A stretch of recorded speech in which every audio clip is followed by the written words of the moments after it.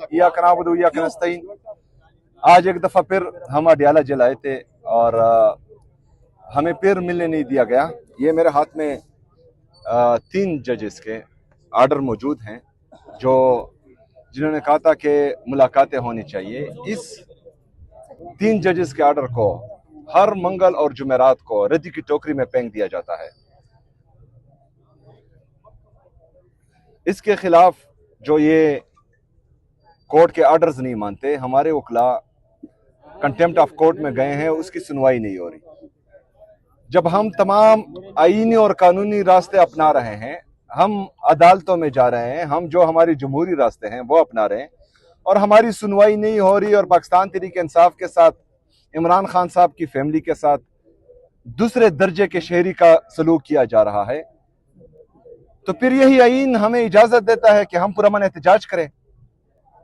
हम उसी तरफ बढ़ रहे हैं क्योंकि हमें यह महसूस हो रहा है कि जजेस बेबस हैं, वो अपने अहकामात नहीं मनवा पा रहे।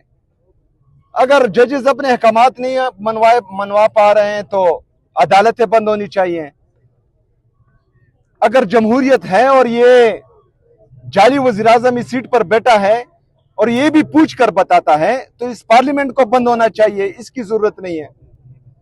अगर तमाम इदारे सिर्फ चिट और फैसले का ऊपर से इंतजार करते हैं कि हमें कोई फैसला ऊपर से आएगा, हमें कोई चिट आएगा, तो ये तमाम इदारे बंद होने चाहिए। अवाम के टैक्स के पैसों से आपको तनख्वाही मिलती है। अवाम, गरीब अवाम पाकिस्तान की, वो अपने खून पसीने की कमाई से टैक्स देती है और उस टैक्स से आप पैसे लेते हैं, तो ये अवाम के खून पसीना है, ये अवाम का खून और पसीना है। आप अवाम का खून चूस रहे हैं इस निजाम से। पाकिस्तान तो आपसे संभल नहीं पा रहा क्योंकि आप खुद कहते हैं कि निजाम कोलैप्स कर चुका है। तो अगर निजाम कोलैप्स कर चुका है और आप लोगों ने पाकिस्तान को तबाही की तरफ धकेला है, मजदूर रो रहा है, किसान रो रहा है, इंडस्ट्रियलिस्ट रो रहा है, नौजवान रो रहा है क्योंकि उनको अपना मुस्तकबिल डार्क नजर आ रहा है, उनको सामने कुछ नजर ही नहीं आ रहा। जो चोर लुटेरे डाकू मुल्क पर मुसल्लत किए गए, उनके पास कोई पॉलिसी नहीं है, सिर्फ वो अपना जेब भरते हैं और दिन गुजार रहे हैं। 5 मुसलसल बजट किसी वजीर आजम ने पेश नहीं किए। ये पाकिस्तान का वाहिद वजीर आजम है जिसने 5 बजट पेश किए। यही जाली वजीर आजम कहता था कि हमें अगर एस्टेब्लिशमेंट की तरफ से 30% भी सपोर्ट मिली तो पता नहीं हम पाकिस्तान का क्या से क्या बना देंगे। तो यही एस्टेब्लिशमेंट ने आपके लिए गोली भी दी, गाली भी दी और गोली भी चलाई। मासूम लोगों को शहीद किया, मुरीद के में शहीद किया, 26 नवंबर को शहीद किया, आजाद जम्मू कश्मीर में शहीद किया। लेकिन 9 अप्रैल 2022 से लेकर आज तक जितने भी पॉलिसीज बनाए गए, जितने भी मिस एडवेंचर्स किए गए, चाहे वो रिजीम चेंज ऑपरेशन हो, चाहे दहशतगर्दों को दोबारा लाना हो, चाहे बाकी जितनी भी हमारे पॉलिसीज हो, वो तमाम नाकाम हो चुके हैं। ये निजाम नाकाम हो चुका है, इस निजाम को लाने वाले नाकाम हो चुके हैं, इस निजाम में लाए गए तमाम नाकाम हो चुके हैं।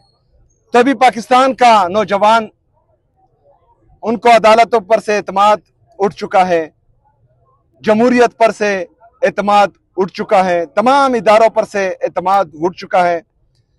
पाकिस्तान का नौजवान ये चाहता है कि उनके मैंडेट की हिफाजत हो, उनको इंसाफ मिले, उनको बेहतरीन मुस्तकबिल के लिए बेहतरीन पॉलिसी बनाई जाए और वो सिर्फ इमरान अहमद खान नियाजी साहब कर सकते हैं। और इमरान अहमद खान नियाजी साहब अडयाला जेल में नाहक कैद है, उनको अगवा करके यहाँ पर बंदी बनाया गया है और वही पाकिस्तान की सिक्योरिटी की जमानत है, पाकिस्तान के मुस्तकबिल की जमानत है, पाकिस्तान के यकजहती की जमानत है, इस फेडरेशन की जमानत है इमरान खान साहब। और वही वाहिद शख्स है कि वो तमाम इदारों का लबादा ओढ़े तो ही तमाम इदारों की इज्जत बहाल हो सकती है। तो इसीलिए 27 सितंबर को इंशाअल्लाह ताला हम इस्लामाबाद का रुख करेंगे।